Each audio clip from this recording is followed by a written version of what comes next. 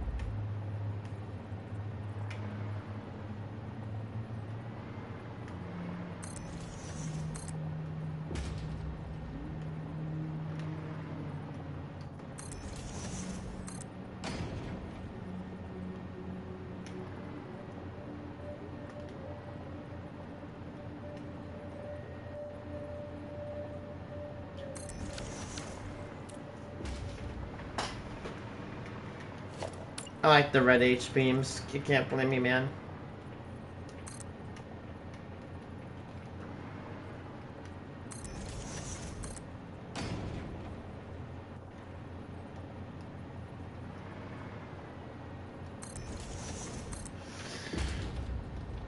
Hopefully I can finish this bridge, although it's taking a while because this bridge is the most complex and largest bridge I have ever put together.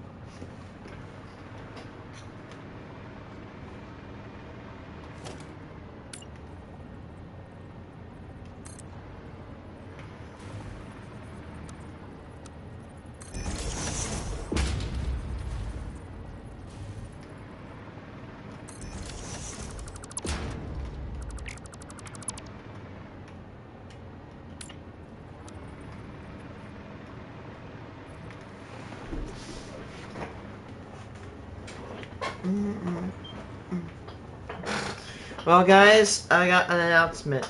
NWS has updated their risk. We don't have a moderate. We do have an enhanced today. And let's see, my entire area has... Man, dude, from like... Lafayette, Indiana to Hannibal, Missouri. there is a 15% chance SIG 1 zone for tornadoes.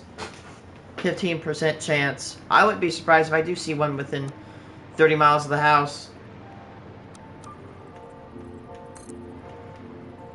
I'm educating myself on dry lines. So let's see. Apparently where I need to look for is the dry line. This is a point in the map where the humidity drops by roughly 20 to 30 degrees Fahrenheit.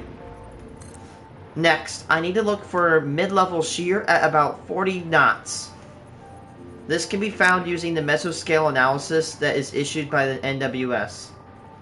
Third, I need to make sure Cape exceeds 2,500. That's going to be my best spot to look for. So that's good. I'm like, oh, I want to go follow these storms, but I don't know where they're going to initiate. You know, they always initiate somewhere different. Well, now I just got to look for the dry line, because they're going to fire up on there. However, if I go follow these storms, there is a major hazard. The Illinois River. The Illinois River has very few choke points across itself. And, if I just gotta not get stuck. I have a good plan. Let's see. Lakin looks like a good crossing, because there's barely any trees, and it is it is connected to a couple towns, but, you know, if I get around to the I-39 corridor, that's gonna be a great viewing area. But another thing is, if I do go do this event, I gotta be ready for the storms to do anything except for what I want.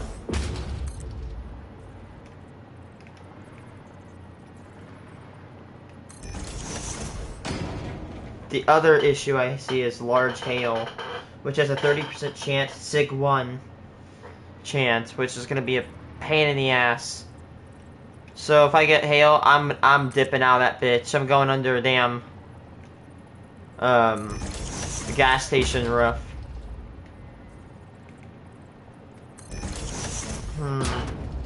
I'd say I could try Route 24, but Route 24 goes into some treed area.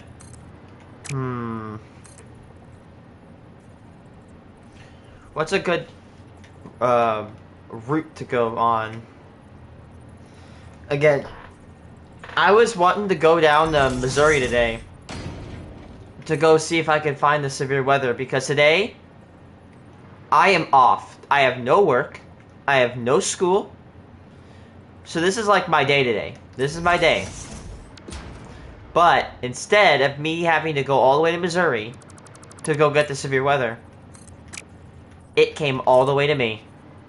It is sitting in my lap right now. I am literally dead centered on the severe weather zone, chat.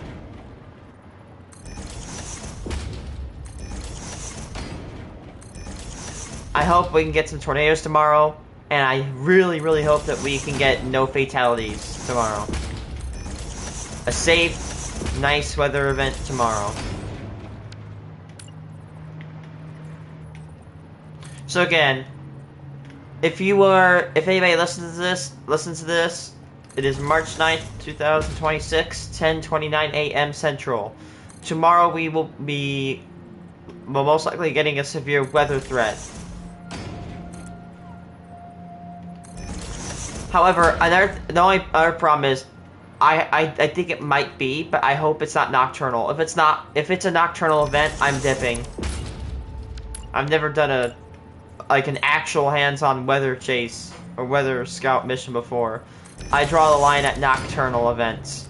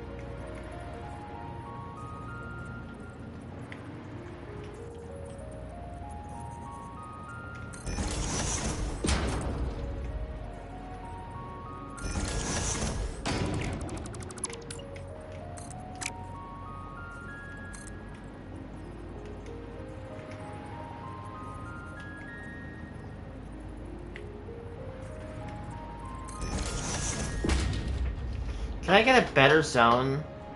I want to see like where I'm at tomorrow.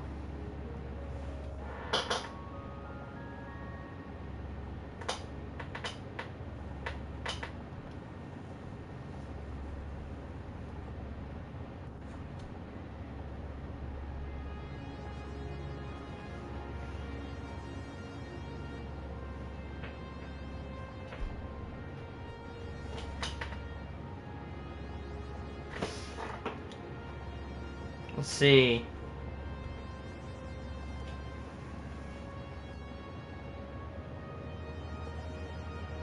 Damn, like literally me and all my relatives are in that firing line.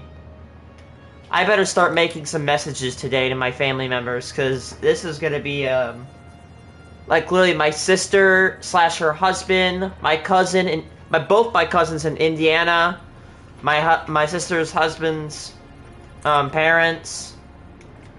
Like, we are all in this tomorrow. I mean, we gotta look out for this. I mean, I don't think they're gonna get a high zone, like or a moderate. Yeah, we're not gonna get a high zone tomorrow. If we do, that would be insane. And that would be like a worst case scenario weather event.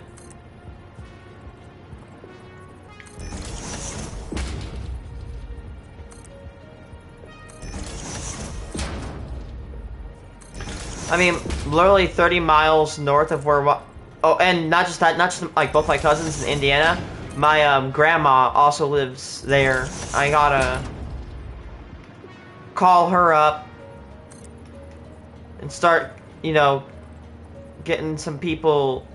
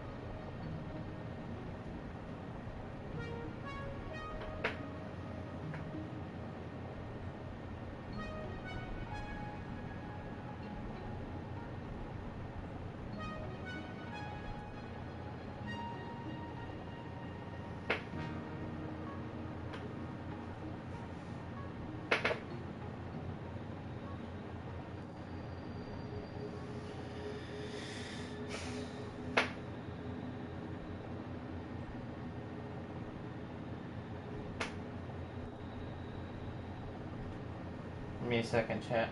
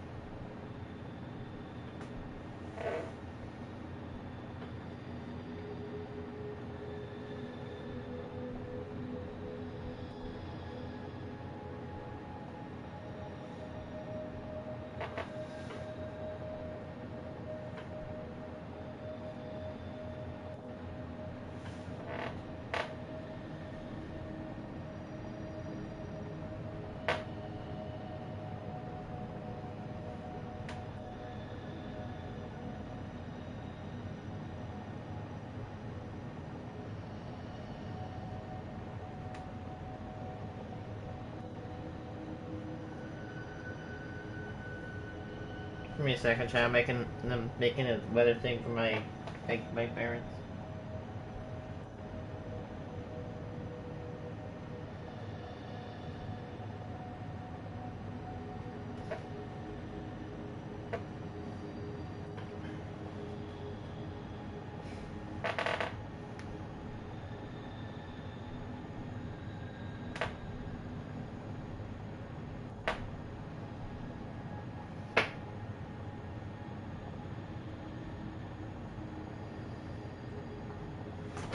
I'll be right back. I'm gonna go upstairs.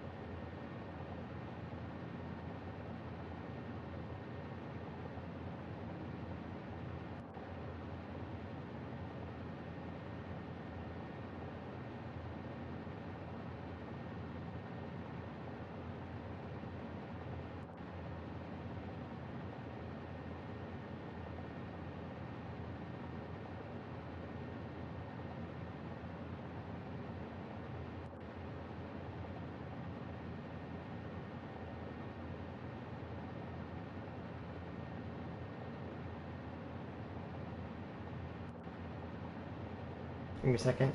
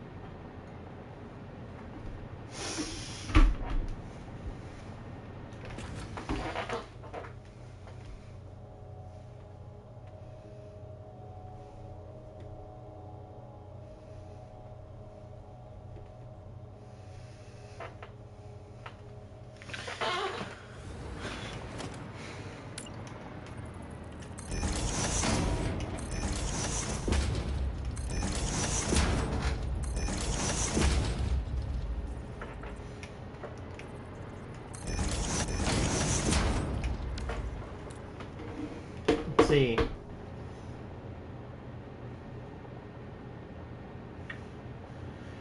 There's enhanced risk thunderstorms. Tuesday and Tuesday night.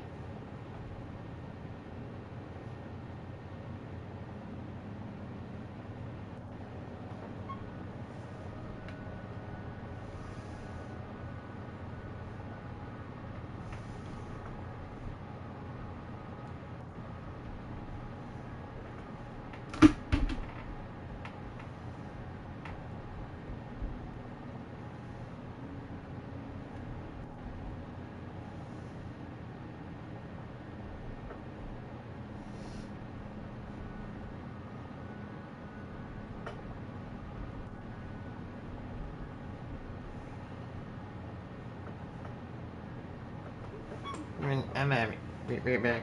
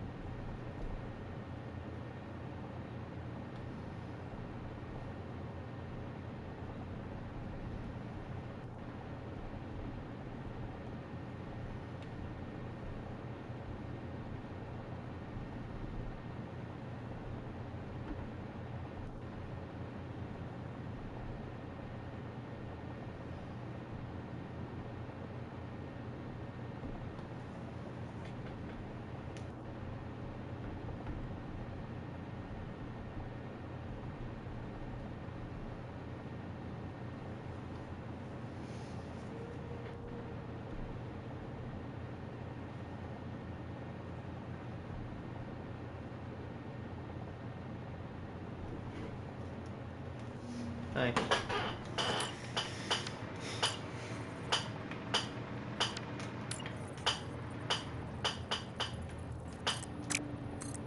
You're so annoying. Tick, tick, tick, tick, tick, tick, tick, tick, tick, tick.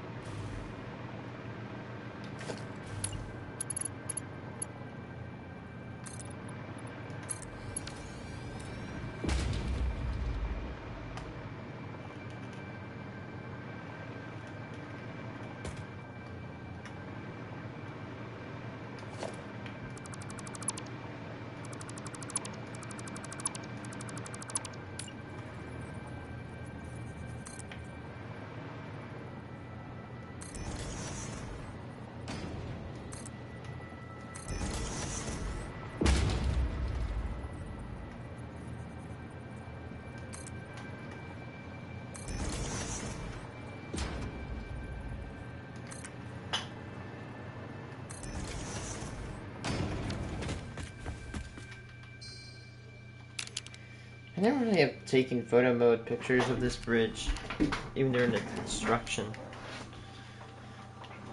I like the bars that cross cut. Man, I may not have meteorology class tomorrow, but that doesn't mean that something's not gonna get interesting. Now I gotta do that about I gotta put the bars in between that piece. Now I gotta do that about 3 more times.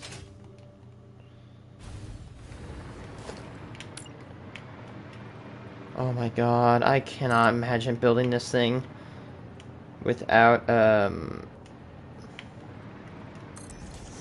damn machine majig thing.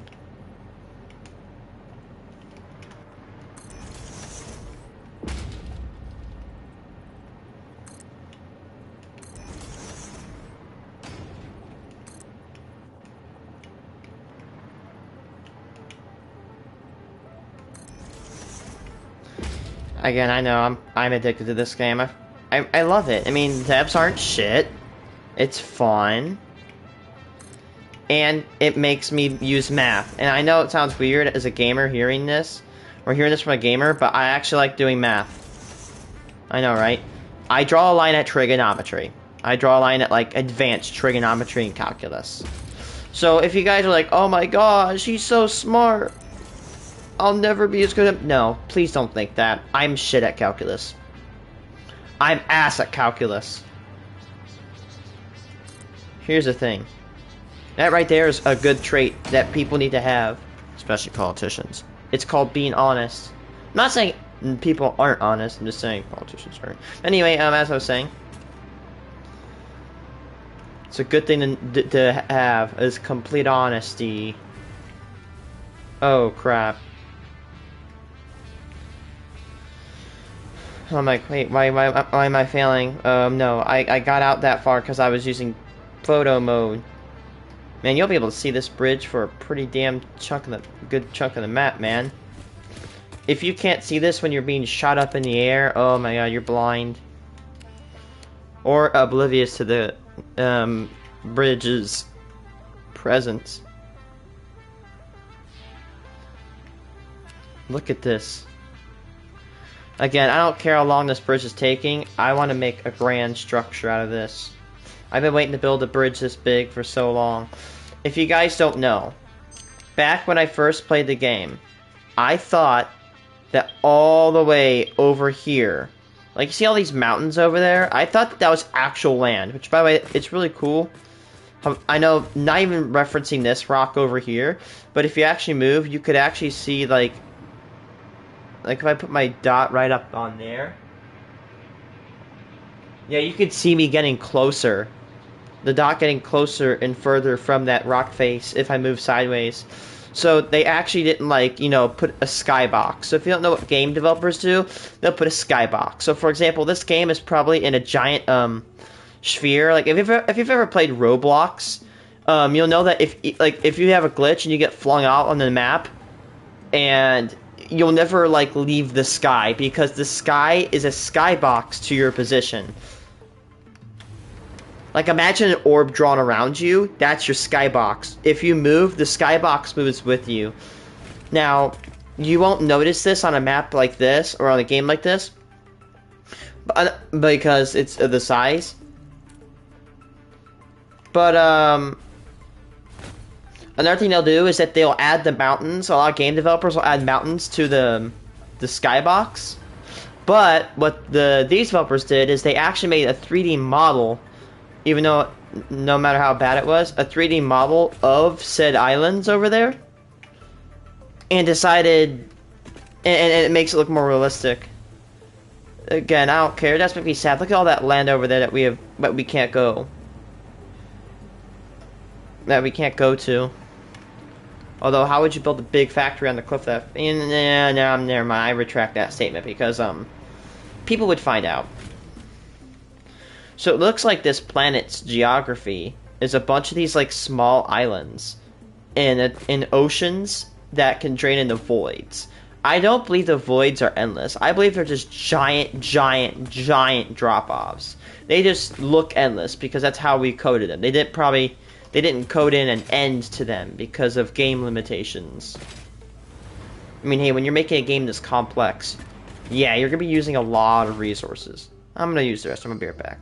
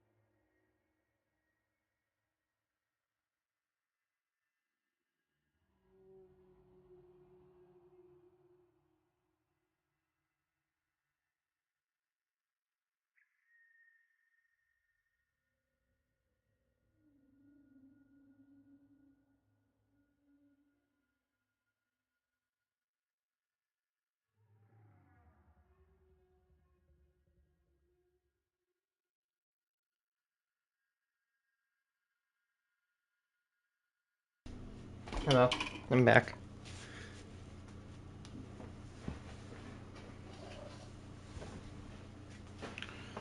Okay, we need to hurry the hell up on this bridge. We are going so slow today. 1 hour in, we've barely got anything done.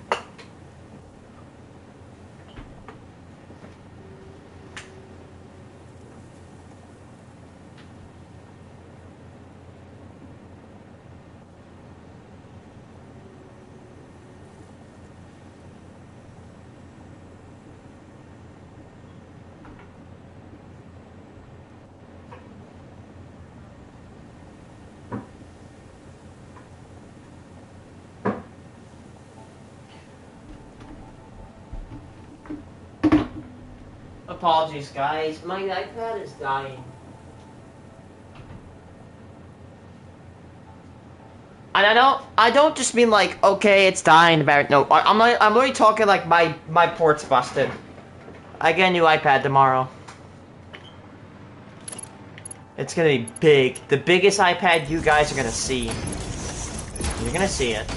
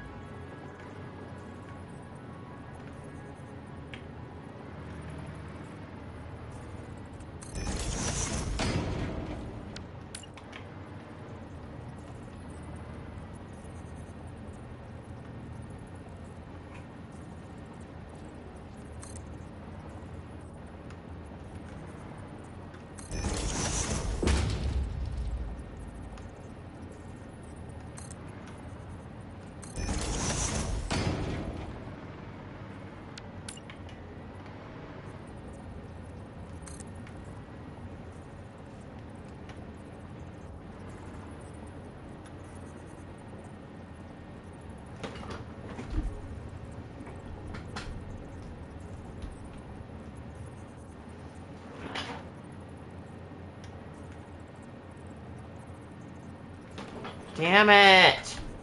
Charge, you bitch!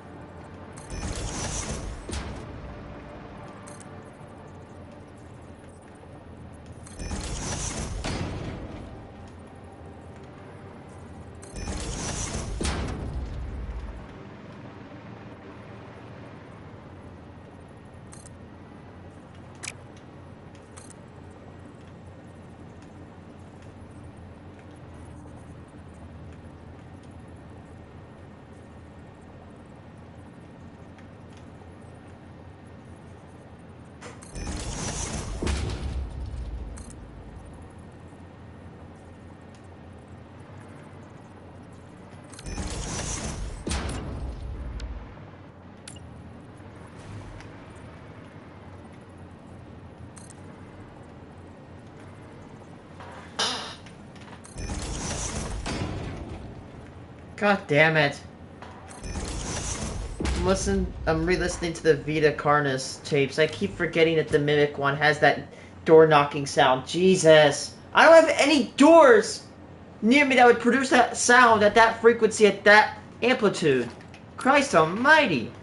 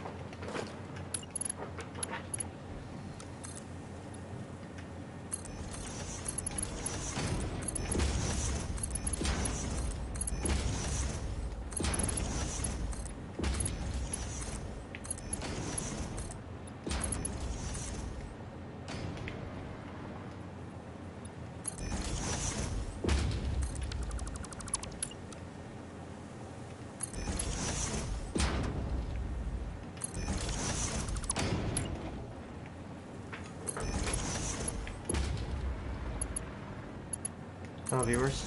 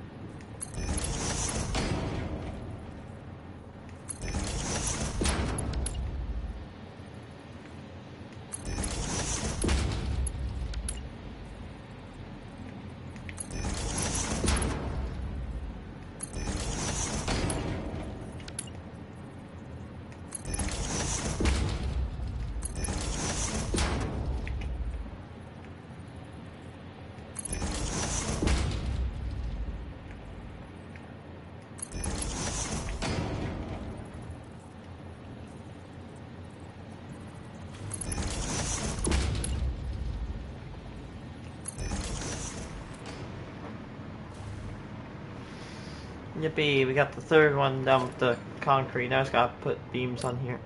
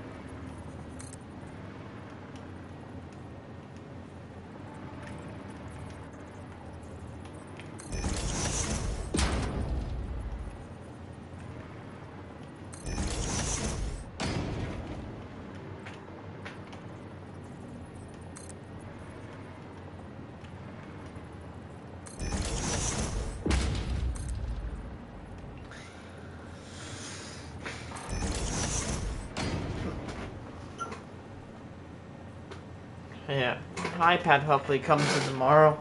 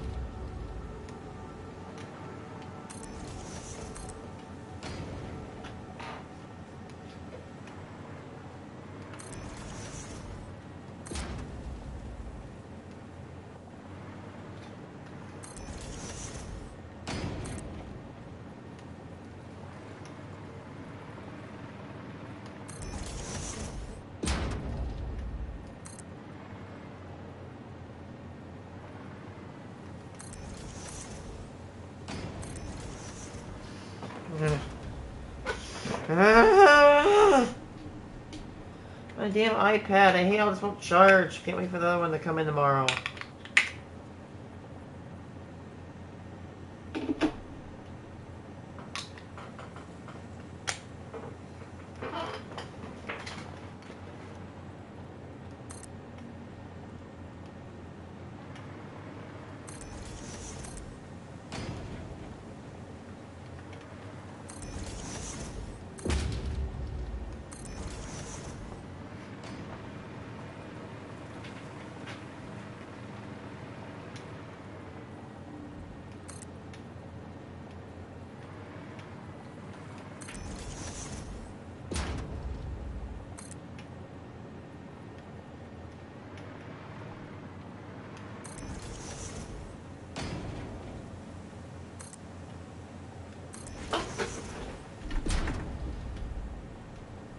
Charge. Bitch. I hate when it doesn't charge.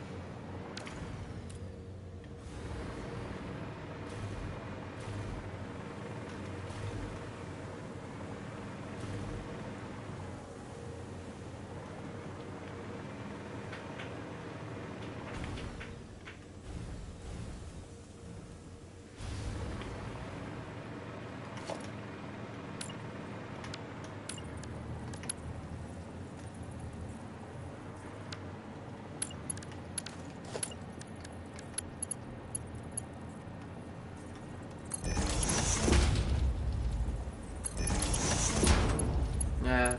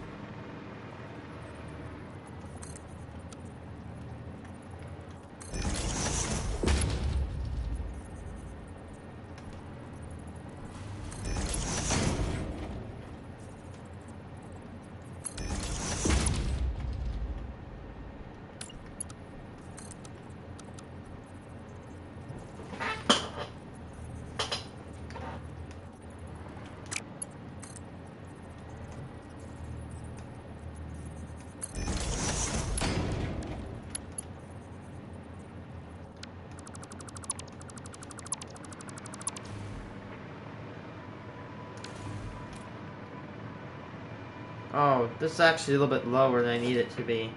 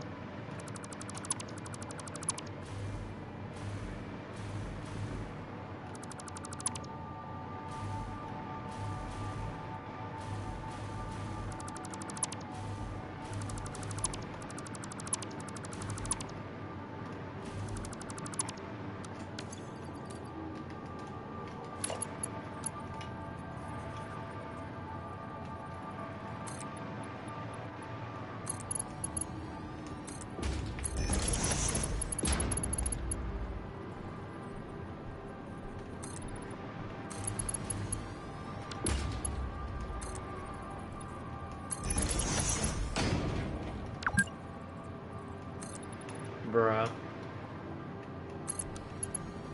Yeah, we were going so fast on this road until we built this bridge, but who cares, because I really want... this bridge is going to look so nice when it's done.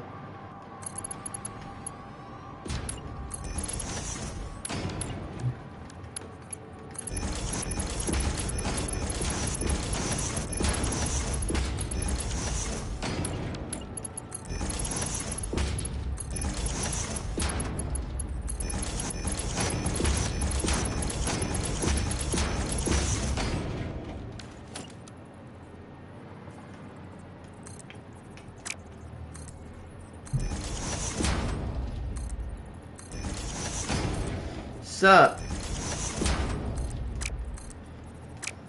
Doing pretty good.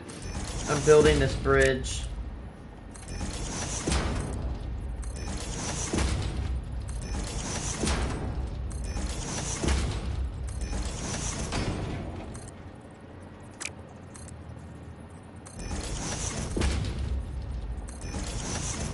Nope. Let's see. I saw something cooking. Halfway done.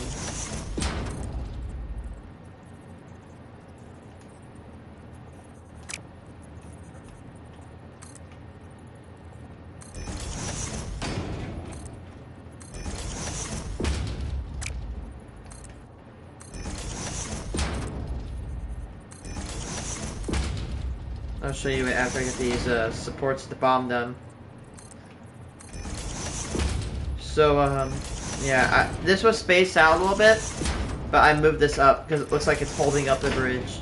I like it.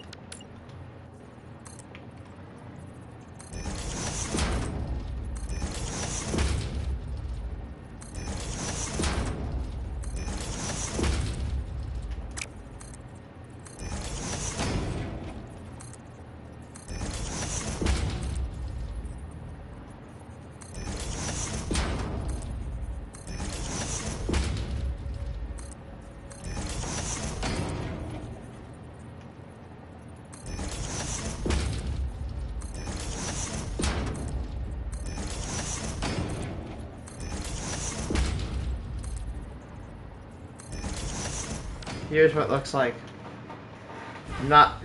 It's about halfway done, I'd say. We gotta get those beams over here.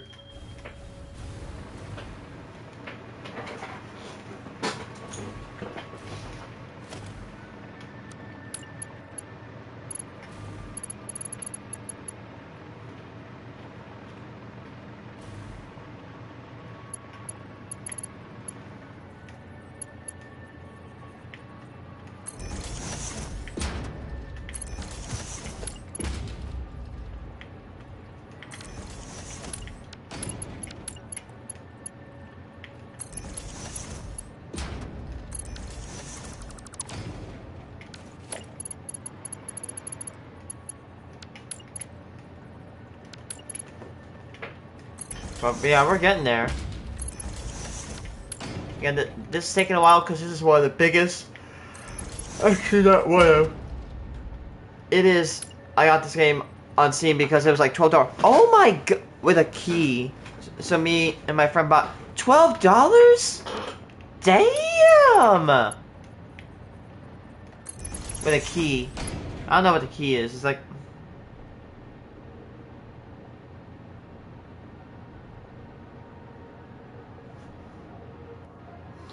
Digital license for alphanumeric code used to unlock rooms. Okay.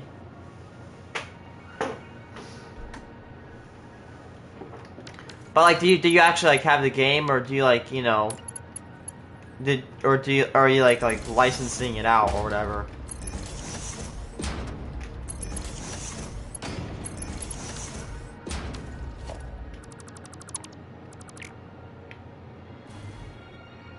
Yeah, okay. So, again, by the way, I absolutely encourage you, please ask me any questions. I'm willing to answer. But first of all, here's the biggest tip I can give you. Locate your ass near a nice iron node. Interesting. Get iron. Iron is really good. Now, when you do get this, you're gonna find resource nodes, which I assume you have. You're gonna find three different types of resource node. First is the impures. These are the weakest. Then normals, which generate twice as much as impures. And then the pures, which generate twice that of normals and 4 times of impures. By the way, so the northern forest is actually where my bridge is. Now, the map is the exact same. The stuff on my map, like the resources and the structures and the drop pods on my map, are the exact same on yours. Another tip I can give you, locate hard drives. hard drives can get you access to different recipes. For example, instead of making screws out of iron rods, you can make screws out of iron ingots, if you find the correct hard drive. Though, be warned that hard drives are located near dangerous creatures. Now, it's a mild, if you don't want to be spoiled with resource locations, you might want to, like, tell me. But I'm going to tell you this. In the northern forests, now, you're going to get a lot of biofuel, but there's a lot of hostile fauna. However, here's the thing. In my opinion, another great thing you need to do, get off of biofuel. Get the coal as fast as you humanly can. Now, I want to show you this, by the way. Check this out. So, if you go over here, you can tell where I'm at, because if you look at this, go this little nugget that sticks out. There's like two big pillars. It's the one to the southwest. If you go here, you get, ready for this?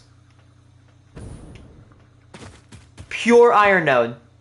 If you use, oh my god, yeah, look at this. Even with the most trashy, with the most Mark 1 pure, Mark 1 miners will pull out 120 a minute. We're there. We have the base there. This is a very good location. In my opinion, you have a better location in terms of resources than I did. Then, you got a pure node over here. That's a hard rice. Hard drive. Oh yeah, right. I got that one. Also, you may not, you may know this, but there is a little bit of a hidden, limestone pure node over here. Just go over to the bridge, go over across this like little ridge over here, and it's right on here. You get pure limestone. This is really good for, oh yeah, copper behind. There is copper. There is a pure copper node, which by the way, a pure copper, two pure limestones, and 4 pure irons. This is probably, in my 400 hours of playing this game, this might have to be one of the best little locations to start off. I honestly wish I started here. Oh, yep, and there's... Wait, I'm wrong. Are there 2 of them? There are 2. This is goated. Also, I'm pretty sure there's a Mercer sphere down here. Oh my god. Yeah, no thank you.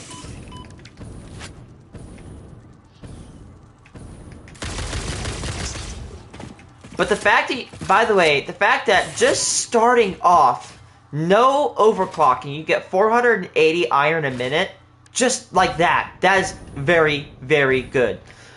Another thing, start making reinforced iron plates. Start stacking up on them. Why? Because here's the thing. Reinforced iron plates make Mark II belts, which, if you hook them up to this, they, a Mark I non-overclocked vein will generate 120 iron a minute off that.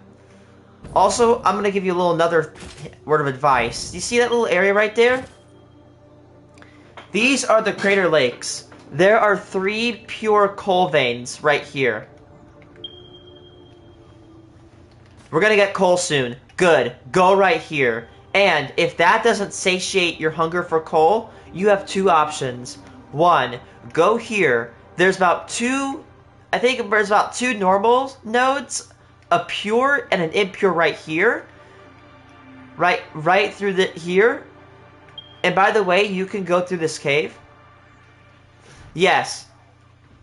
And here's where it gets better. There's 3 pure coal nodes right here. Then you got a pure, an impure, and 2 normals. And then over here, you got 4 normals. There's a lot of coal right here. And if that doesn't fix your hunger for coal, this little hole right here, it's at 1270x, negative 320y. It has 3 pure nodes and a normal node for coal. There's a lot of coal right here, right here, right here, and right here. furthermore, there's a little bit of some normal iron nodes over here. There is a lot of coal and iron right here. This right here, stay away. This is swamp. This is hell. And this, you're going to notice that there's this big hill right here. This is dangerous. I do not recommend you go up here without a gun. And a jetpack. That is one of the most dangerous locations in the entire game.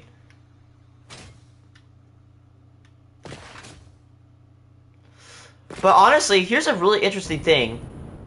Man, if I were setting up... Oh, there's also some coal over here, look!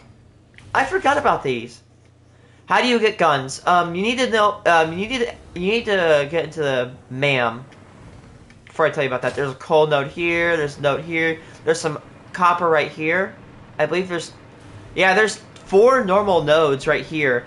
Honestly, this is a great spot to set up a coal power plant. Now, in my opinion, the thing you need to focus on first in Satisfactory, after you get your basics done, you need to get automated power.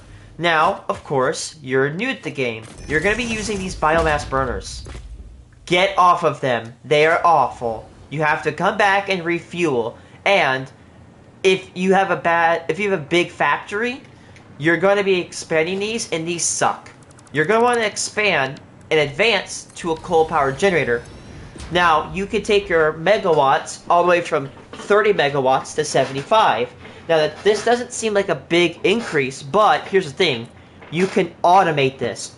You need about 15 coal a minute and 45 cubic meters of water a minute. And you get 75 megawatts. And obviously, if you look right here, this is a very good spot to set up. And you can expand your power if you bring the coal down from this point right here. Actually, you know, I'll go show you that. I'll go show you it. Where we place, there's coal past the lake. There's where we think, yeah. Get your coal plant done. So if you have a Mark 1 miner, and if it's on a normal node, you're going to generate 60 coal a minute. This is enough to power 4 coal plants, but you only get like 300 megawatts. What's the whole deal? Well, guess what? In my opinion, by the way, I know I play this game weird. I don't kill the slugs. You may not care, and that's okay. There's a thing called overclocking. Overclocking will increase the amount of production capacity your machines have, but you're going to consume more power. So for example, if I place this here, if I can actually overclock this to 250%, so instead of making 20 plates a minute, this machine can make up to 50 plates a minute. But it also increases input. I have not visited this little location in a very long time. This is that giant facility you guys, if anybody sees my stream. We don't have the overclocking menu though. Okay. You don't have all this stuff. Now, you're going to want to see this. This is called the MAM. Now, oh hey. Oh, here's a demonstration on, what you call it, different recipes. So, for example, you know that you can take 1 ingot and turn it into an iron rod. Now, I can actually take a aluminum ingot and turn it into 7 rods. So there's different recipes. What you're wondering, okay, oh, is that nitro? Oh my, oh wait, never mind. Why would I do this? Why would I choose different recipes? Because different recipes offer different efficiencies. For example, you ready for the best recipe? One of the best alts in the game. This is fuel. And I'll get on to you. I'll get on with you in a second, right? This is fuel. You can either take 6 cubic meters of oil and or let's say like residual fuel, right?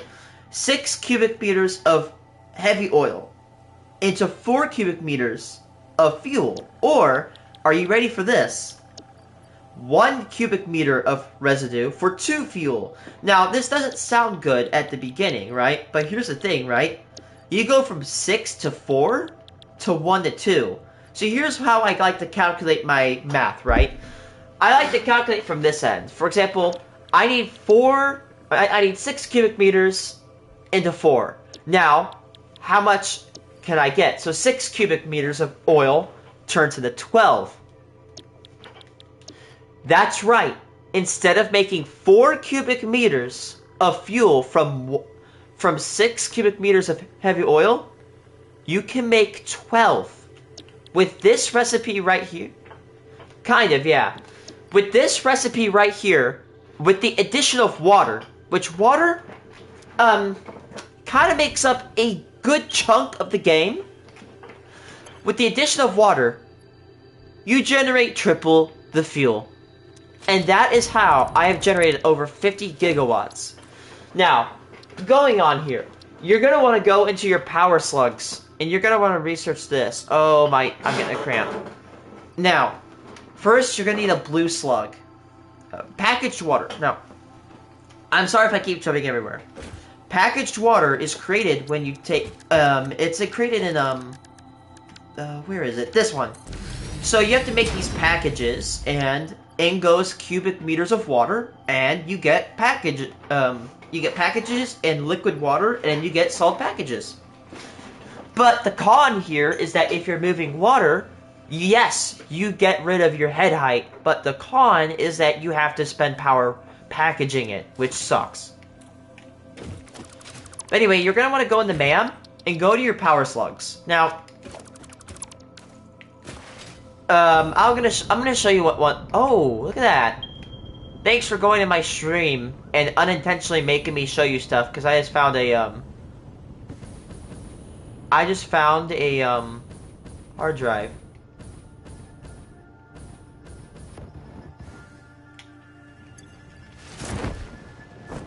Always get a parachute.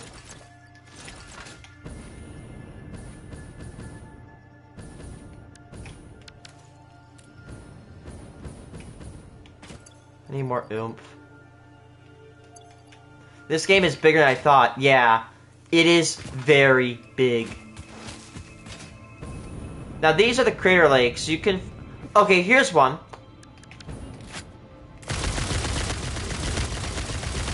So to make a gun, I forgot which part it was. Oh, I forgot. There's this tape.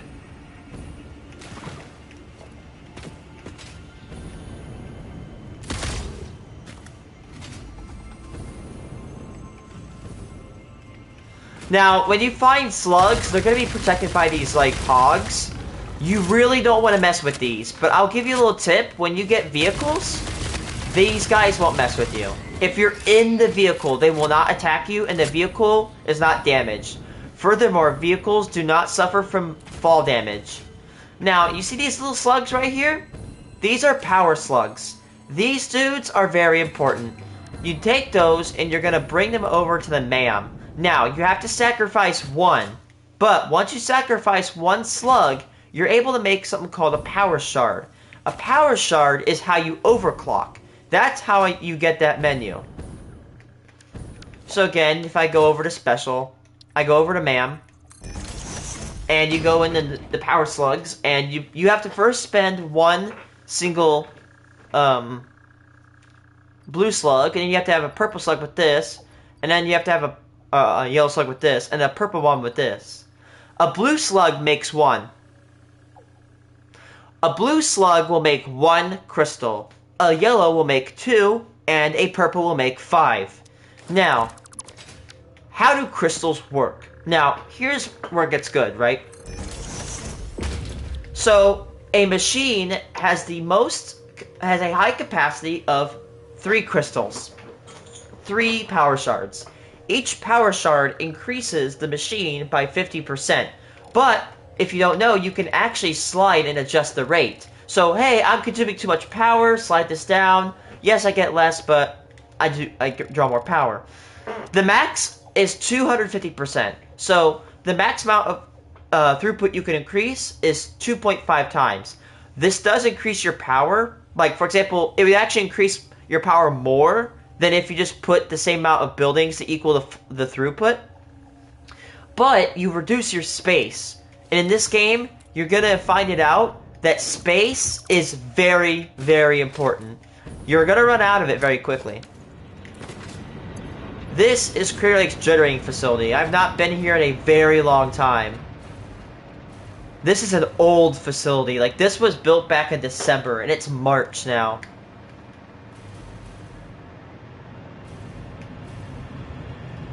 Here's the water intake. Dude, I love how the way I built these pipes.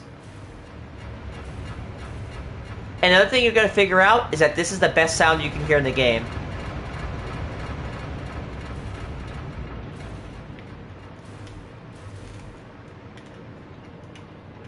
This is the water tower. The water goes up here. Here's the thing, in a water tower, I forgot I didn't put glass up here. This is my coal burning facility. I love this sound.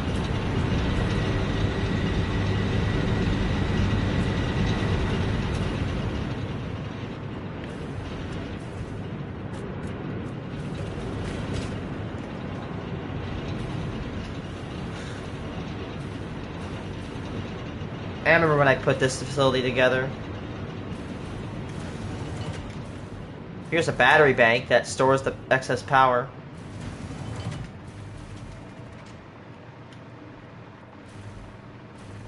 This is coal. So here you can see the coal. And this is really weird. This is called a 3 to 4 distributor. So you just said the magic word for Satisfactory. Please come multiple. So here's the thing. What's the common between 4 and 3? It's 12. So it takes these 3 and it splits it into 2, and then these 2 into 4. So it splits each input into 4. There's 12 inputs, and then it condenses the inputs. So 3, 3, 3, 3. So it splits it into 12, and then combines that 12. It takes 3, splits it into 12, takes a 12, combines it into 4. And the 4 belts distribute. 2 of them will go up in the top, the other 2 will go in the bottom. These are Mark IIIs. These are old.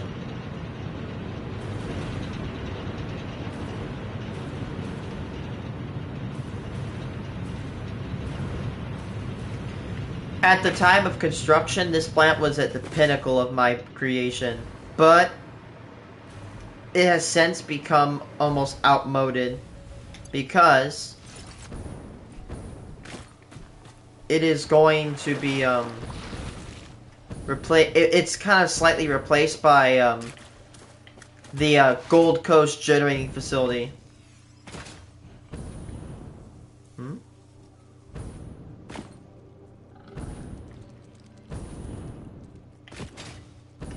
By the way, if you're scared of spiders, there's an arachnophobic mode that like turns them into cats. I'm not kidding you. Here's where the coal comes from. See now that's overclocked? Done so far? Well, give me a second, you'll see. Well, it's that, have you seen my main base at all? Probably that's the power lines that come down from this facility.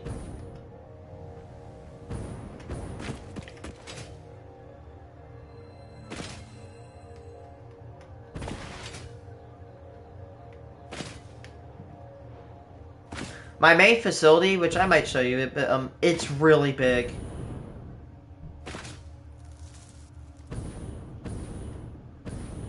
I'm located in the plains. That's not my main facility, though. That is Gold Coast Generating and Refinery Facility.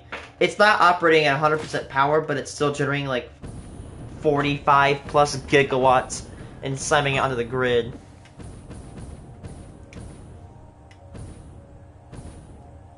This took about...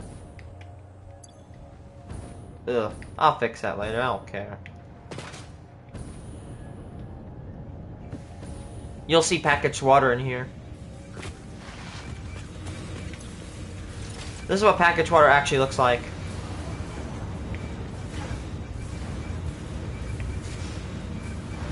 Here come all the packages. And there goes all the waters.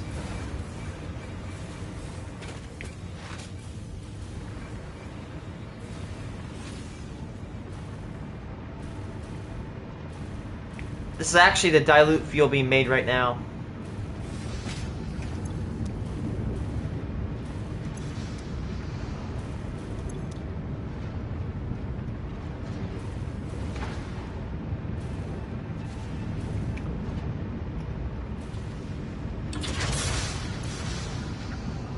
This building is making a lot of fuel.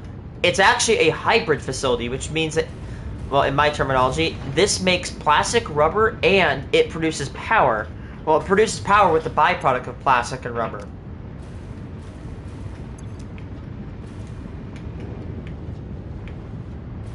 So, by the way, a gigawatt is 1,000 megawatts, right? My coal generating facility, it produces 4 gigawatts with at least 3.6 going to the grid. This facility generates 50 gigawatts. With it generates like 60-ish gigawatts, but about 50 go to the grid.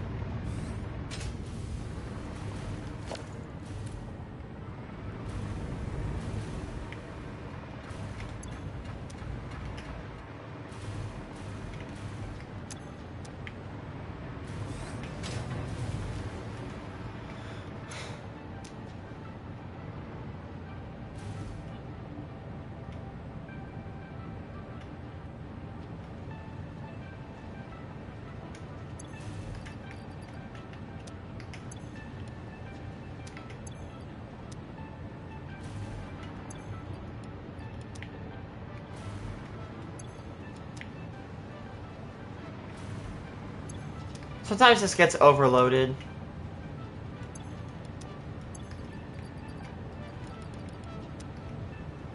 This is your favorite game or not? Oh, honestly, I like Minecraft, but this probably has to tie with Minecraft as being my most favorite game. This is like an autistic person's favorite, like the autistic kid's dream come true. You gotta imagine. I've always wanted a game like this for so long when I was a kid. Now I'm an actual adult in freaking college. What's our power?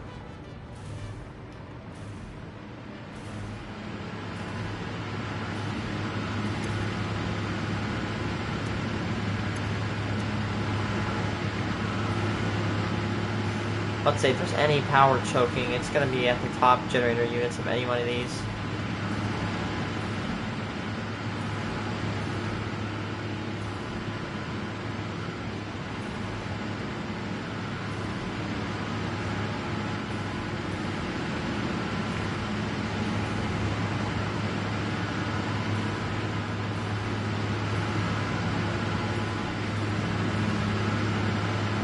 I'm looking at the indicator lights.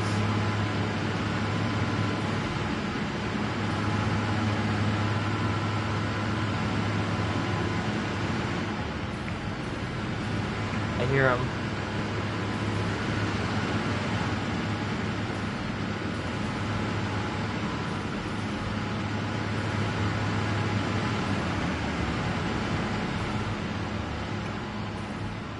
Yeah, these are experiencing choke.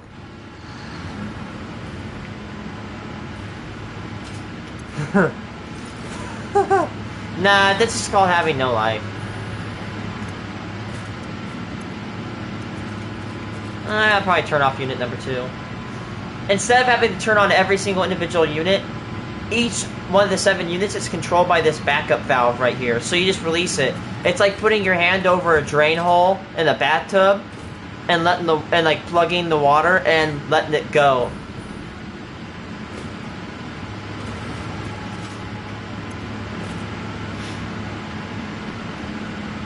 I'm gonna set like an hour timer. I'm gonna set 1 hour timer because if that overflows, it'll back up the entire system, and there's no backup prevention. So there, I'll admit a weakness. This has no backup prevention.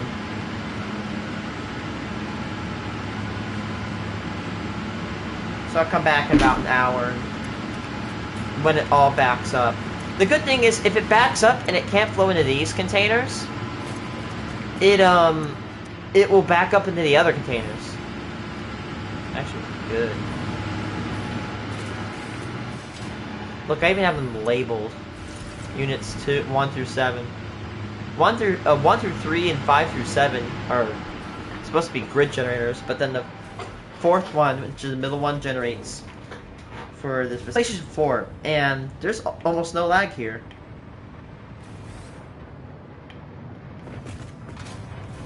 This is my throughput monitoring facility. It allows me to take a peek in the factory. So, for example, look, you can see, oh, 1,800 a minute. So all these little numbers on the right should add up to 1,800 a minute, and the ones on the left should add up. So if you can see it, the fuel is, quote-unquote, like what I like to call stabilized.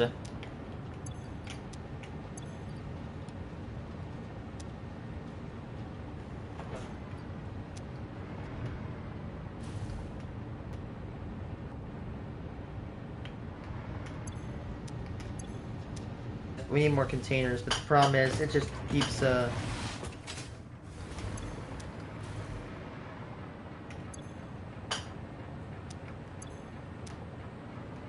yeah, see, it backs up and it keeps making fuel. It's very, very annoying to have to do that.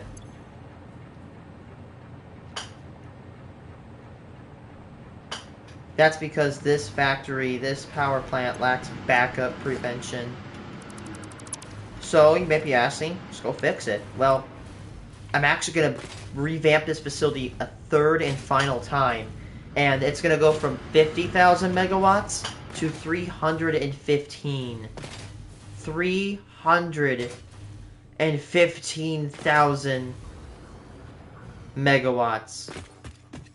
And 300,000 will be sent to the grid, and 15 will be used for the facility, which is a total energy efficiency of 96%.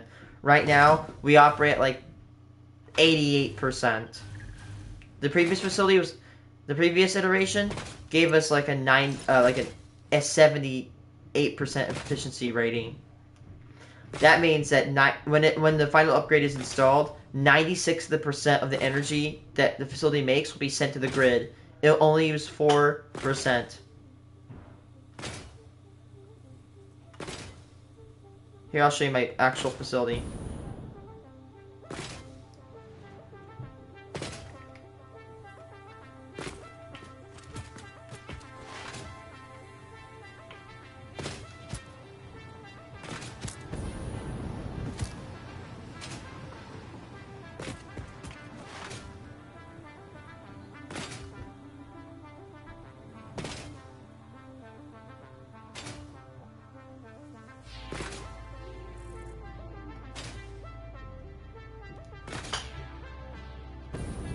That's my actual facility.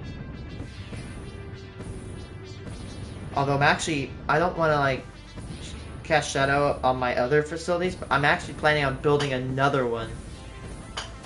This is my modular factory. Even though I could expand it up, I'm planning on probably building a completely new factory altogether. You play it, you have fun. Exactly. I say that as a joke, right? Like, here's the thing, right? Who cares? You're doing whatever the hell you want. You're not harming anybody.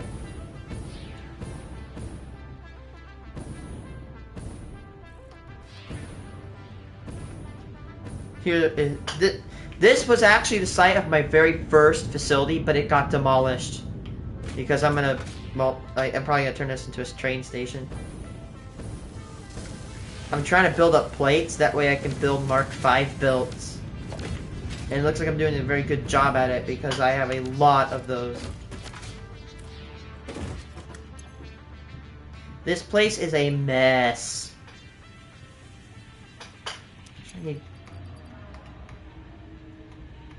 I need these fused modular frames. I'm pretty sure are those made in refineries, or I think they're actually made in blenders.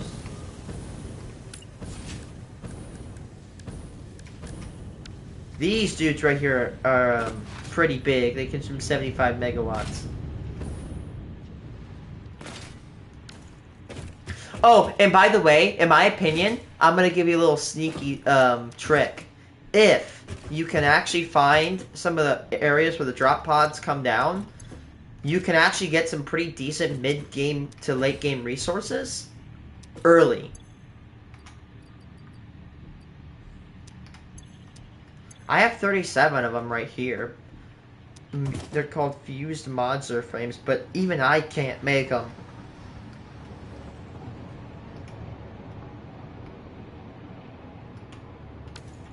Shit.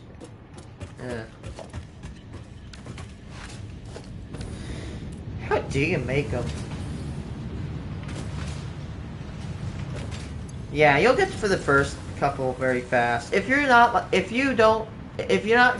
like take your time like I do, you're gonna get through them fast.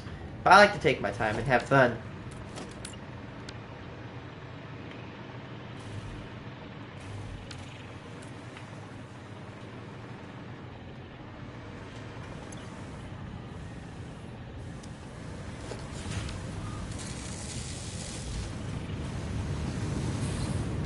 Oh, you know what? Whatever. Let's. I want to get back to my. I'm probably gonna pause and like end stream to go eat lunch. But then after I do that, I'll be back. But you know what? Before I do such a thing, we need the awesome shop. Okay, if you're going to need to get a lot of coupons. Simple. You want to know how you get a lot? Kill animals. Convert the remains into protein, and then convert that protein into alien capsules, and each capsule gives you 1,000 DNA points. That will get you a lot. Or, here's the thing. Spend a while building, and, spend a little bit of time building, and then while you build, have something sink into the awesome sink, and you'll get a lot of points.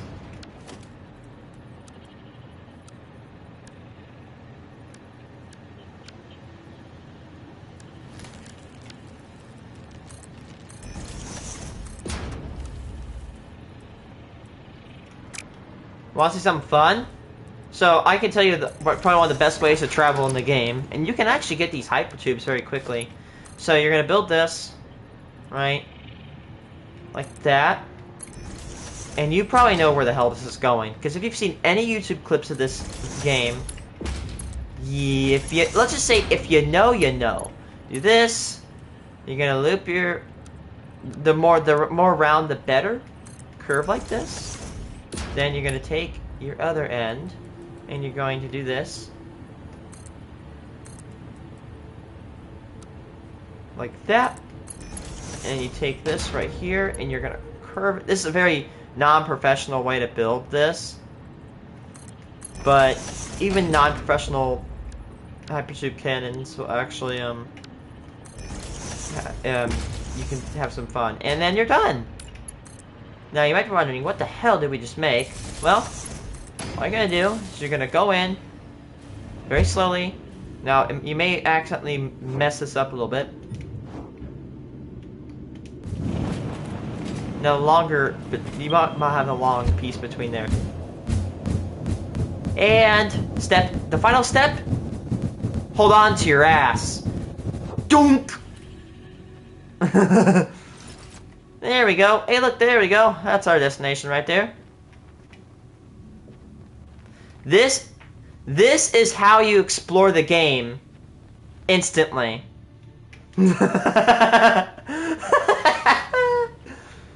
This is ridiculous. Is that uranium? It is uranium. How do you get that? That's sick. It's actually not too advanced. You get these when you get the coal plants. And that's how I have the maps explored. And by the way, if you have a jetpack, it's better. Or even a parachute, but also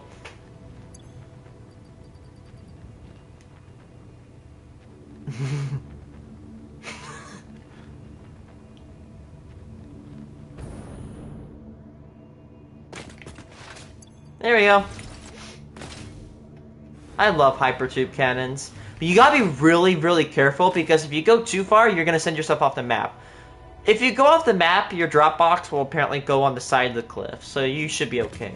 But I always like to put my stuff away. But if you have a jetpack, you can land safely. But there's only one question. You gotta drag your ass all the way back. Or you can construct a biofuel burner and then, you know, power a temporary hypertube cannon and send yourself back.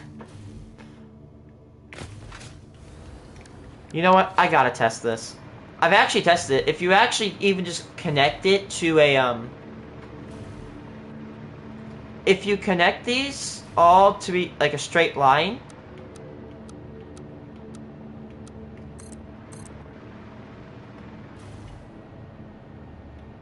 and even like, you know, do the cannon thing, you can still get pretty fast. Like, you can increase the speed of of your Kuiper cannon.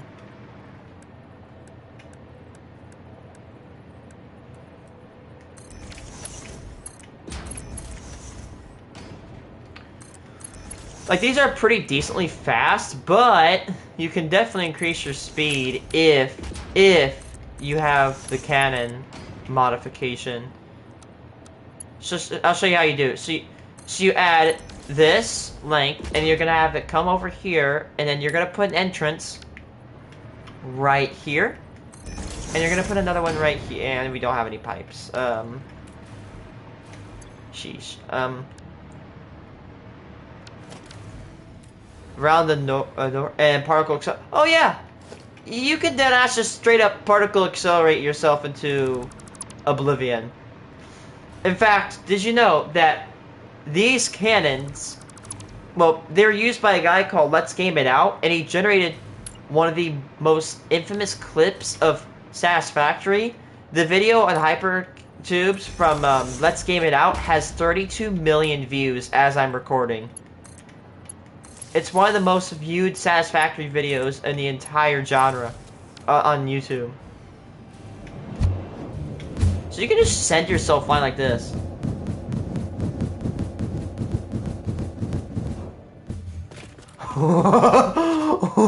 Dude, you can send yourself through your own networks. Yeah, it is. It's not like insanely popular like Fortnite popular, but it's definitely got a little fan base behind it. And honestly, the YouTubers behind it are actually pretty friendly. I don't really see that many people that are rude about this game. There's a lot of friendly faces on this game's fandom. At least it's not like the Loud House fandom. Eesh. If you know, you know.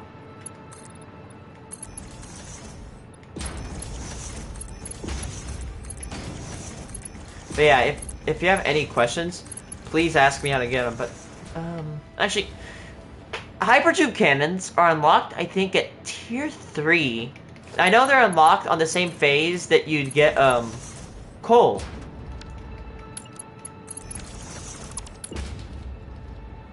No, Loud House is a TV show made by Nickelodeon. Oh my god, you've probably seen it. It's a boy, and he has about like 10 sisters, and the fandom is so bad they literally ship Link. Like, they literally ship the main character dating his sisters. Yeah, they are a little bit weird. Yeah, they're sick. I'm sorry, but like, they're sick. Just trust me, you don't want to go further. You know what? Every time I hear something new, I always like to say, we're a little bit out of state lines for that one, bucko. And sweet home Alabama. I always like to say, man, the family tree's making a couple of loops up there.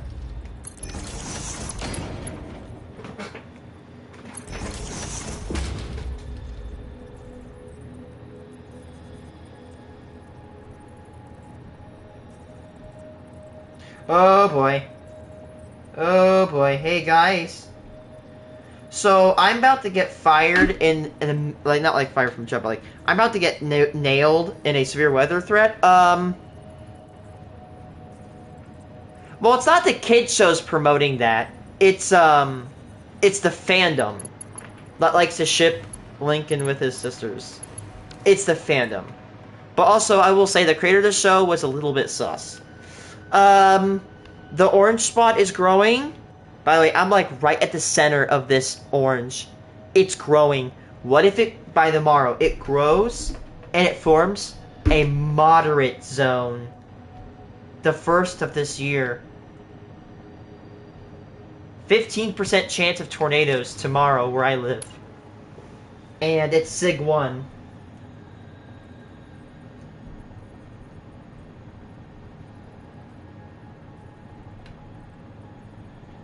That means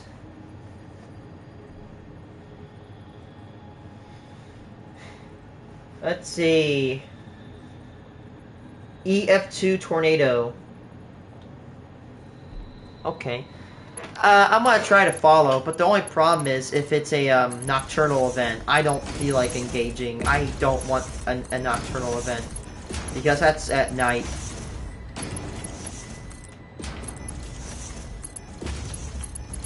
I'm gonna go see if I can follow. Like literally. Oh my God, Hackleberg? Uncle died in Hackleberg. I'm sorry, dude. That tornado. And yeah, your date, it matches up. I know about Hackleberg. That. I don't know. Don't take it the wrong way, but I don't think there's anything your uncle could have done. That was one of the most violent, destructive tornadoes ever to hit the Earth. It was an EF5. One of 4 that would strike that day. I know. Let's see. I think it occurred on April 27th, 2011. The 2011 outbreak was one at Bridge Creek Moor. I said one of the most destructive. Bridge Creek Moor is a demon. But honestly, in my opinion, a really good contender is one of the sister tornadoes to Phil Campbell, which was Smithville or even Rainsville. I mean, Rainsville tornado would literally crack and like it would literally turn brick homes to dust. Or Smithville, that literally went from an EF1 to an EF5 in 6 seconds. It balanced. Where we live out in LA, but we moved to back because of the fires. Interesting. The Smithville tornado ripped the ground up. The pressure was so low. There's Texas and Missouri. I'm in Illinois. The pressure gradient of the tornado over in Smithville was so bad, the earth literally started to explode upward. Curtains were sucked in between the joint of the walls in the ceiling. Trees were literally ripped out of the ground. A red Ford Explorer was picked up and tossed and ricocheted off a water. I've seen cold funnels, never a real tornado though. But yeah, a red Ford Explorer was picked up and tossed into a water tower where it ricocheted and became unrecognizable, where if you looked at it, you couldn't even notice it was a car. But on the most destructive tornadoes, I mean, Bridge Creek, I almost couldn't say what the most destructive was, because, like, Phil Campbell, Smithville, Rainsville, and more all really tie together. I want to say Gerald, but Gerald was moving slow. Like, I will say, Gerald's tornado damage was some of the most severe. Like, Gerald was so bad it sanded cows down to the bone. Victims of Gerald had to be identified with dental records. Yeah, they were so badly mutilated, they had to pull out dental records to get the victims identified. But when I say, like, Gerald was bad, I mean, like, it was bad. There was quite literally nothing left. Like, it didn't even look like there was a neighborhood there. I'm not trying to say this, like, okay, like, to even fearmonger. I'm like, you know, like, is there, like, a little bit of debris? There was nothing. Like, everything was gone. That's because Gerald was not only an EF5, or not, it's actually an F5 because it was 1987. It stayed on the location for 2 minutes. 200-mile-an-hour winds. 2 minutes. And the worst part is you're gonna know this, you're gonna see the picture. It produced multi-vortices, giving it the appearance of, quote, dead man walking. If you don't know, sub-vortices are only produced in some of the strongest tornadoes. These can appear as either horizontal sub-vortices that reach out, like from the one in Tuscaloosa, of the event where your uncle was unfortunately killed at, or even vertical sub-vortices, like the ones in Gerald. Actually, you should look at this year if you live in Illinois, post on YouTube. Yeah, I'm more of not like a chaser, but of a scout. My biggest threat tomorrow, if I do this, is the Illinois River. It can box me in, so I gotta be very well aware of that. Another really weird thing about Gerald is it actually traveled. In America, I mean, you lived here. Tornadoes go northeast usually. Usually.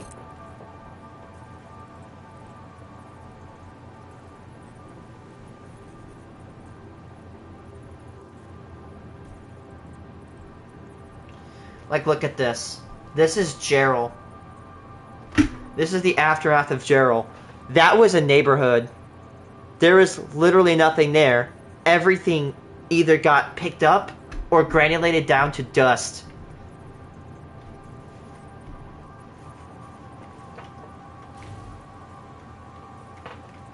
Yeah, and here's the bad thing. Like, there was literally no... Like, if you didn't even have a shelter underground, you just would not survive. There was... Like, the death rate above ground was almost essentially 100%. That's, again, it literally went like this and went like... And it slowed, almost standing still for 2 minutes. Usually you can survive a strong tornado because it goes over and it's done. But that stood there for 2 minutes, which is nuts. I mean, again, I was in LA. We never had tornadoes. I was really young. Literally months before. Yeah, in LA, tornadoes are very rare. And they're usually weak and short-lived, if possible. There's almost, like, I think there's only like 1 or 2 EF or slash F5s west of the river. Or west of the Rockies.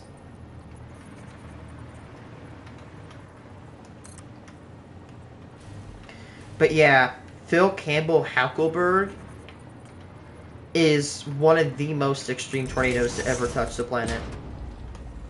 In fact, on that day that Phil Hackleberg tornado struck, 4 EF4s were recorded. Tornadoes, which are usually so rare that you only see 1 or 2 of them, or 1 of them every 1 or 2 or 3 years, there was 4 in a day. April 27th, 2011 was one of the most nutty days in meteorological history. I literally looked back on records. There were 4 tornado emergencies issued simultaneously. The worst tornadoes warnings to be issued, and there was 4 of them.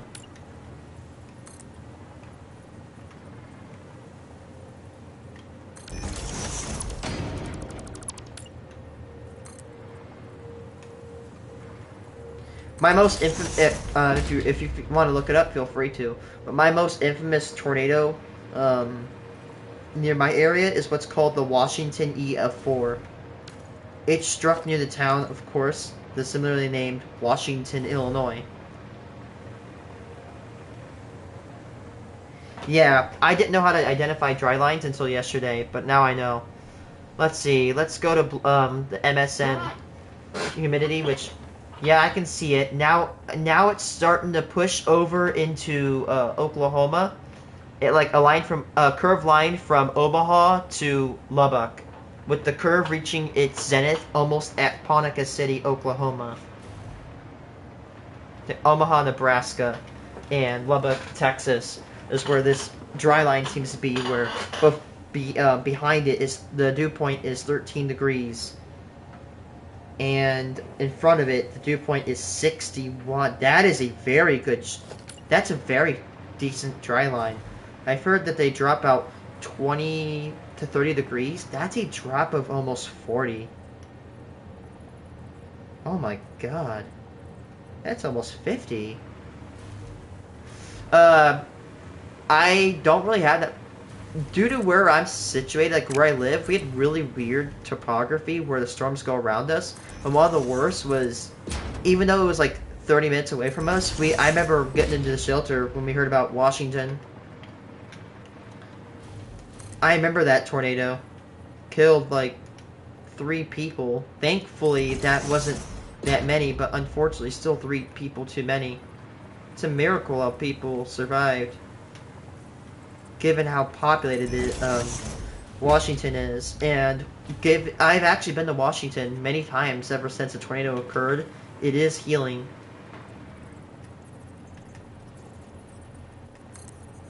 So yeah, I could definitely see a very pronounced dry line. Now, in my research, this is where if there's going to be any storm car, it was an old car with no radio. That sucks. How many people were killed in Phil Campbell?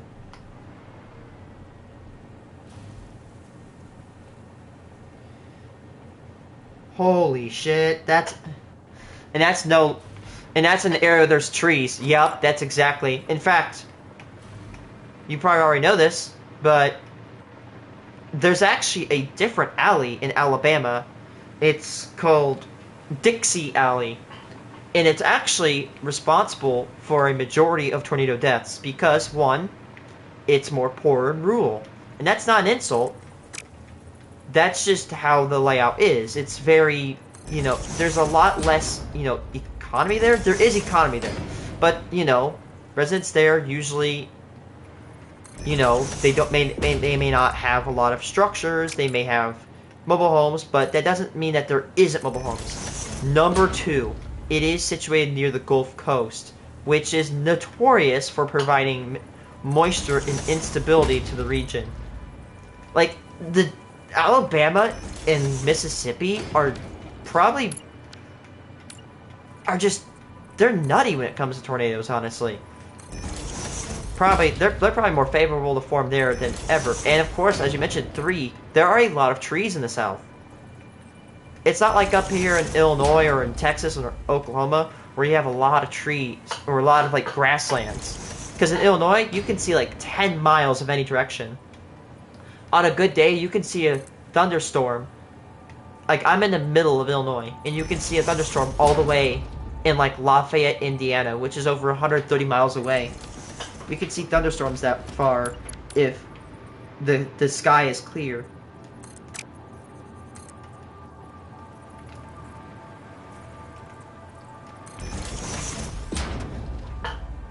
$1.29 billion is how much damage it caused.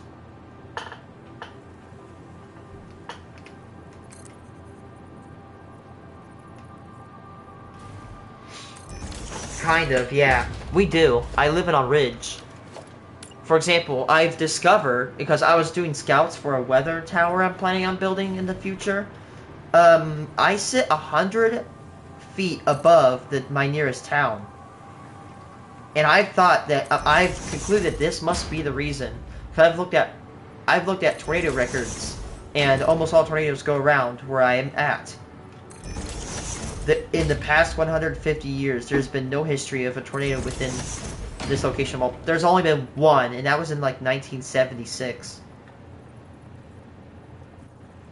Oh, the Phil Campbell tornado hit Tanner, which is interesting because Tanner has seen 3 EF/F5s. Tanner's elevation also so happens to be 666 feet above sea level. Just thought I'd put that out there.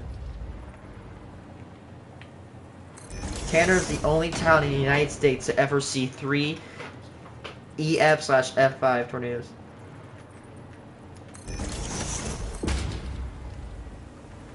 Yeah, let's see. I can see his right line. Let's see the surface map if I have it. Okay, so here's how I'm starting to learn. The storms are going to initiate on the dry line when the Cape hits about 2,000 to 2,500 joules per kilogram, and the shear hits about 40 knots. And if the photograph is at a strong right curve, it could form a supercell.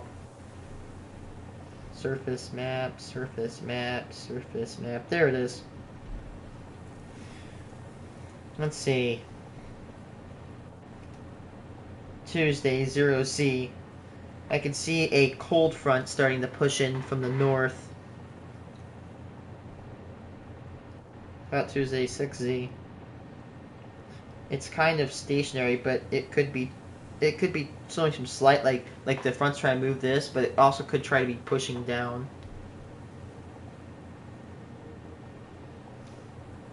Oh no, wait, there was an EF5 that... Oh yeah! The EF5 in Enderlin, it was rated EF3, and then on October 6, 2025, it was upgraded because the National Weather Service found that it had tipped over, I think, like 12 cars that were fully loaded. Train cars, it ripped them right off the track. The Enderlin EF5 is the first EF5 tornado in 4,414 days. That's a little bit over 12 years. It occurred on June 20th, 2025, just 10 days before my birthday. I remember I was in my bedroom and I got the news that it was upgraded. I'm like, no way. Because the National Weather Service has been hesitant to rate EF5 since 2013's Moore, Oklahoma tornado. So it's back. So that's why I'm a little bit more heightened than usual. The EF5 is, unfortunately, but finally back.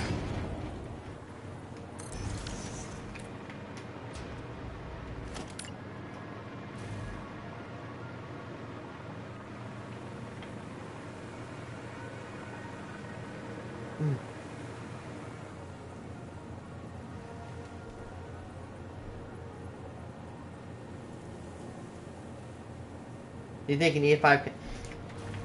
Honestly, if given the conditions, could. You never know. I don't have credentials in meteorology, and I'll admit that. I have a good knowledge of it, but I am not, like, a trained professional. I have gone to storm scouting classes, and I have decent knowledge, but I'm not a professional. But honestly, the only problem is, that's a very tough question to answer, because predicting tornado events more than like 3 days in advance is very difficult. Honestly, I see the highest tornado being rated EF3 if there was someone tomorrow. But again, this could change. It says that they have a good chance of EF3s.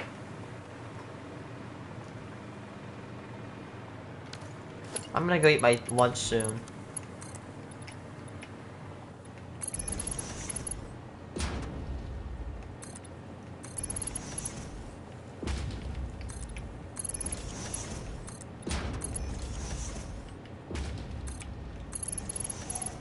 That's you?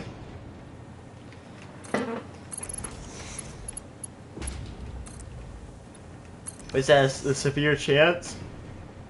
Looks like it's focused just south of the Chicago/Joliet area. Almost near Plainsville. Or Plainview, or whatever. I forgot what town it's called.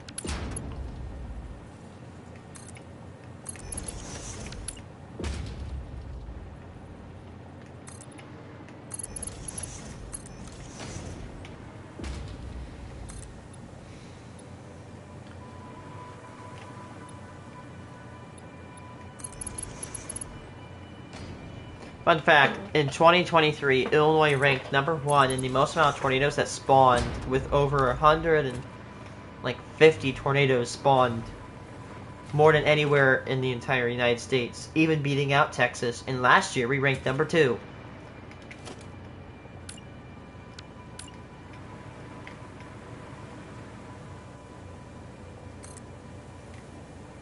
It's kind of funny how you started south, just a little bit a ways away where I started my bridge.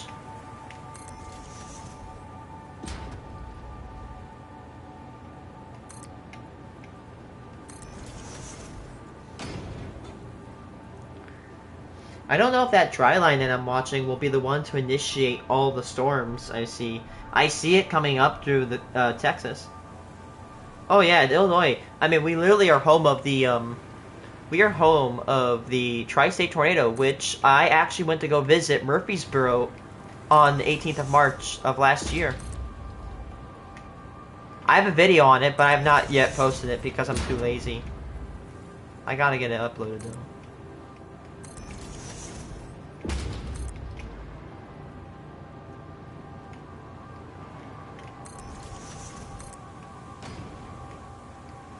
Murfreesboro claims the record for the most amount of I think it claims the record. At least in the United States it does. The most amount of people killed from a single tornado in a single day on a single town. 230 people were killed in Murfreesboro alone from the Tri-State Tornado in 1925. Almost 100 years, almost 101 years ago today. 8 days will be that anniversary.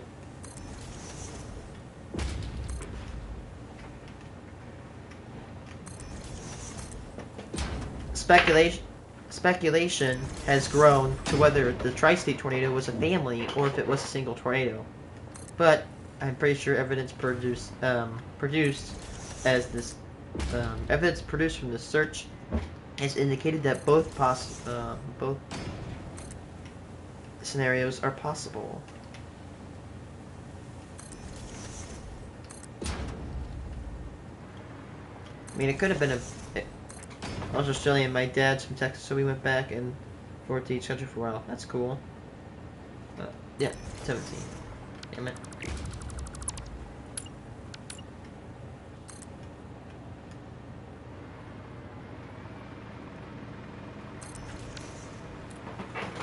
Because of...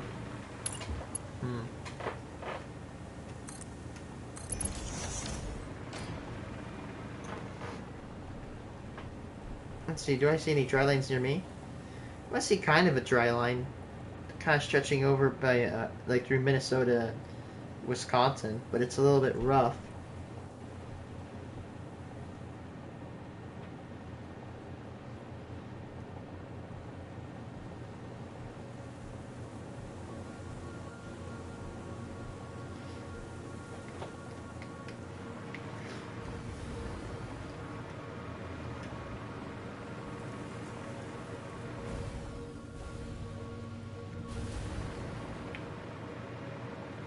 Is Minneapolis under threat because I know people from there? I don't know. I think there's a little. Minneapolis is not in a threat right now. Minnesota is clear tomorrow. Let's see. So is today. Yeah, they're pretty good for a while. Looks like it looks like over here in Illinois we're gonna get freaking slammed. We got 2 orange zones growing, one from the south and one in the middle of the northern part of this system. They could possibly join together into a giant orange system. And if they do that, then they could give rise to a moderate zone. So right now, of a 1 out 0 to 5 scale, we are looking at a 3 out of 5 on a severe weather threat.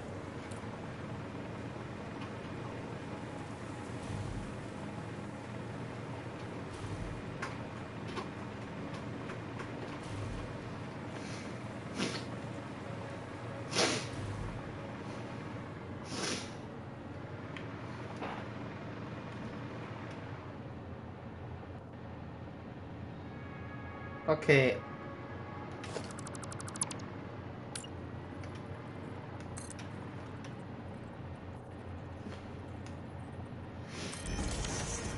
Okay, I apologize, but I'm gonna turn off stream for a little bit. I will be back though. Hey, imagine if there's no cross supports and there was like real structural support. I can't imagine that much. It's probably in the low single digits because one, the odds of that happening are very low, and two, even if a tornado destroyed a house, there's a good chance the hard drive is still intact. I'm gonna go. I'm gonna eat my lunch. It could be anywhere between 30 minutes to 45 minutes, but it could be sooner. But I'm gonna get back on when I do.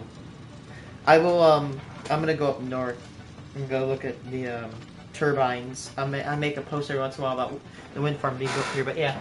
Anyway, I'll be back. Hello, my friend. I